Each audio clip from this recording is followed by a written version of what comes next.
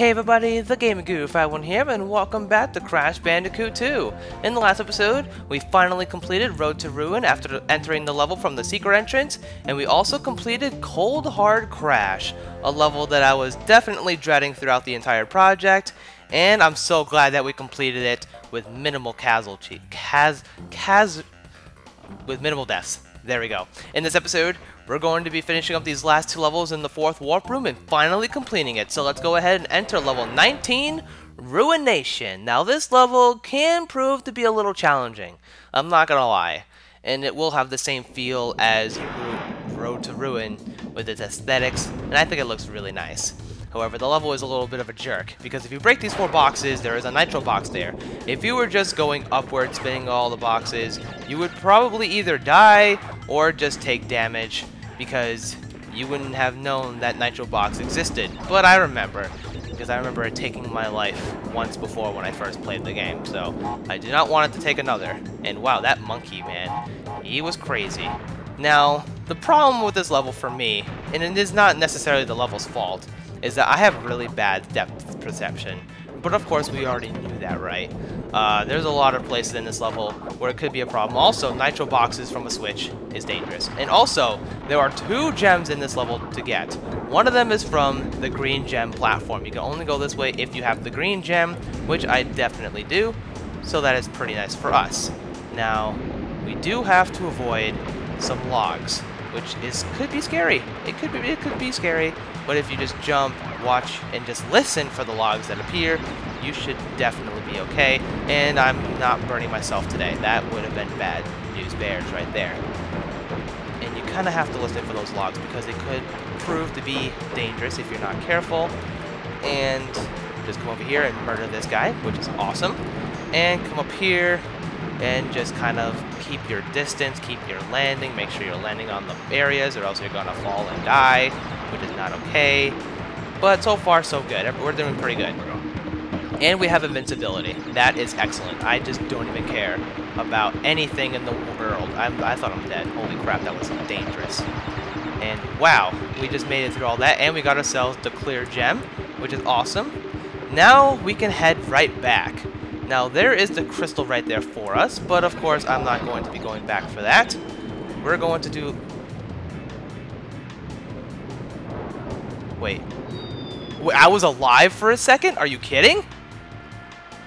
Well, it doesn't really matter, because we would have to have done a little bit of backtracking in order to get the last of the boxes that we missed, because there were some boxes prior to that section.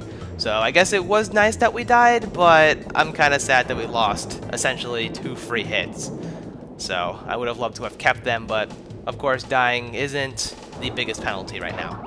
So this bonus area can be really stupid because, well, like I said, my depth perception is absolute garbage. And I've had a lot of times in this level where I have fallen off from the side, from the back. It would have, oh my god, I almost died there actually. And it's kind of scary. This section alone is a little scary because these TNT boxes, trying to blow up these boxes in time before you get wrecked is also scary. And ground pounding these blocks is also nerve-wracking. Now I need to jump over here, hurry up and do this, and then quickly avoid those TNTs. Now I just need to get my bearings straight. Now we have more boxes. Oh wow, I'm surprised. There we go. That's what I was trying to do before. Doing a spin, I guess spin jump. That's not really what that is. But there we go. 49 boxes in that bonus section alone is a little insane. But we have done it. And not as badly as I was expecting it to be quite honest. I mean, we have died a few times. But we've managed to survive, so I am definitely pleased. Now, it is time to continue on with the level in hand, avoid fire whenever it's possible, my goodness, and get an Aku Aku mask out of the deal, which is always welcome in my book, because Aku Aku masks make me a little more reckless, I guess you can say. So hopefully today we can be efficient. And we still have our Aku Aku mask, which is also nice and rewarding. And I missed that platform. So let's wait for it to come back. This is why this level is a little scary, because of these platforms. I know we've seen these a little bit before, but just kind of knowing where you're gonna land is a little tricky, because if you land either the wrong way or far away than you think, you're going to die. And over here, we have ourselves the crystal. So it would have been a little bit of backtracking. Now this is, oof, I was at the very corner of that before I made it. So, oh, okay. Just get me out of that mess and get our second Aku Aku mask. It's going to be really nice. Gonna listen for the logs. Just gonna listen for the logs, make sure nothing kills me. Oh, I'm dead. Oh my goodness, I didn't die. That's insane. That is awesome. We got ourselves the gem. Give me that gem, please. We are out of here. We are done with that level. Holy crap. That is very nice for me. I am so pleased that went pretty well, actually. I was expecting to die a little bit more in that level, but of course I'm not too worried about it because we didn't die. And that's all that matters in the world of Crash Bandicoot, is not dying, because that's the name of the game. Just don't die. But there we go. We completed Ruination, and it is time to enter level 20, Behaving. This level has a clear gem, and it also has a purple gem, which we can get in this level. Both of which are not that difficult to get. We can get both of these gems in one go, so no multiple ways to enter it, and of course hammers. Hammers are scary. Now this level is kind of silly, because there are bees in this level, but we've seen these bees before. However, these bees come in swarms, which is bad, because you can't spin them away, or else if you try to spin against them, you're going to die. Now, since we have a free hit, we're pretty much good to go. But we can just kind of go through this for free, and not even care. And, well, that was a pretty easy section with the Aku Aku mask. So I'm going to go underground here, because once you're underground, you're completely safe from the bees. You don't really have to worry about them too much.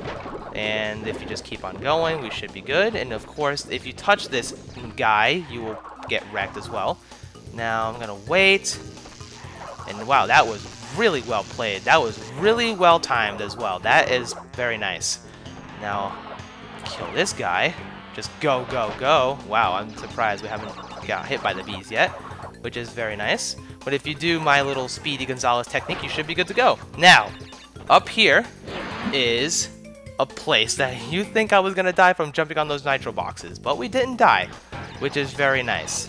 Now, there's one little thing, and I guess you could say this is a little cheap, to be honest, but I'm going to do it anyways. So, you get over here, and here's the gem. And I died anyway, so I guess it really doesn't matter. I didn't die on purpose, actually.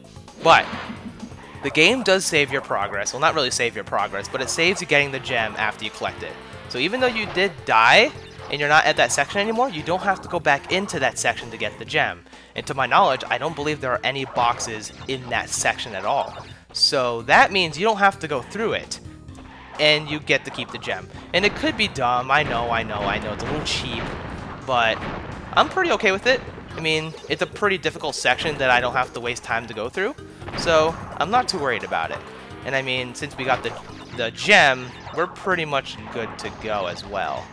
Now we just have to make sure that I don't die, because I was really about to there. Here's another checkpoint. We're just going through this level really fast, which is very nice for me. And here are some Wumpa fruits with some TNTs. Pretty good stuff. But of course, we're just going to destroy everything in our path, because that's how we play. And break some more boxes as per usual. That's just it. And avoid these nitros at all costs, or else you're going to have a bad time. And who wants to do that? But 15 boxes later, we have finished the bonus section with 89 lives. And I think we're going to hit 90 lives. That's a ton of lives, guys. Wow. We are so good right now. And here we got the crystal, and we're still moving. We have not died. We are just moving away. We are not... Oh my god. We are still moving, guys. We are going away. We are moving. We are going. We are gone. I'm not dead. I thought I was dead, to be honest. I really thought I was dead. But we're not dead. And we got the gem. Holy crap. What an amazing attempt. What an amazing section. What an amazing run of that level. That was so beautiful right now. And I can't even believe it. I'm in awe of how well that went. So after completing Behaving and the last level that we just did, Ruination, we have finally completed the 4th warp room. And of course, what does that mean? A cutscene. Crash, I have discovered that the opposition is being masterminded by Dr. Nictrus Brio, the inventor of the Evolvo Ray. Brio was responsible for our misunderstandings in the past. He forced me to assist him in his plot for world domination, and he's at it again. He will attempt to stand in our way. Be on your guard, Crash. Use the platform to deliver the crystals to Engine. Well, I really have no idea what he was saying there, but it is time to head straight up and fight our boss. So who is it going to be? Well, I know.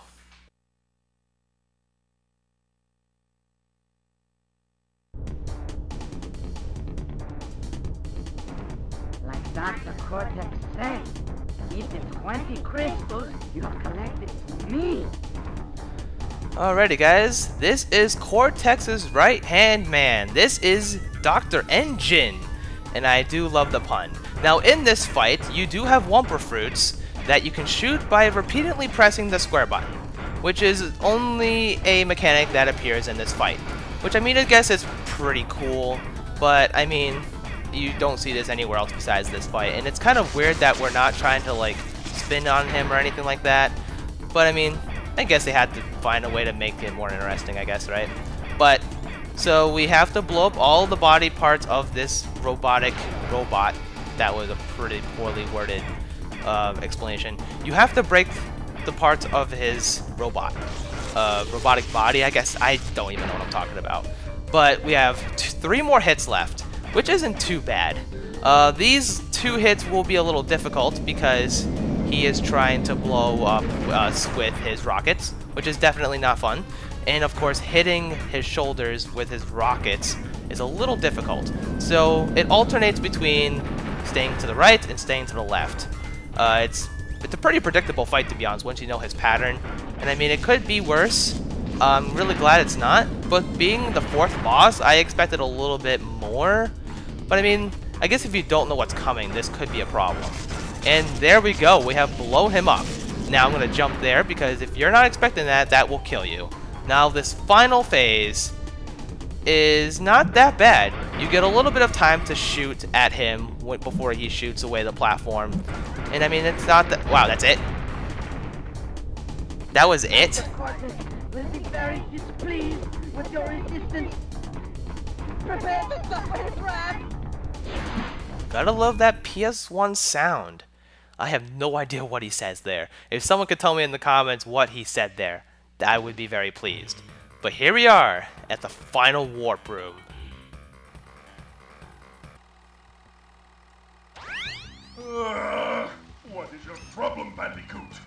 I will not ask you again to bring me the crystals.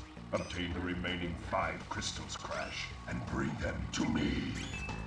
What I don't understand is why did Engine attack us if we were going to give him the crystals? Maybe because Crash didn't want to and he was going to fight him anyways? Who the heck really knows? But here we go with the final 5 levels of the game, and these levels are the hardest in the game for sure. No doubt about it.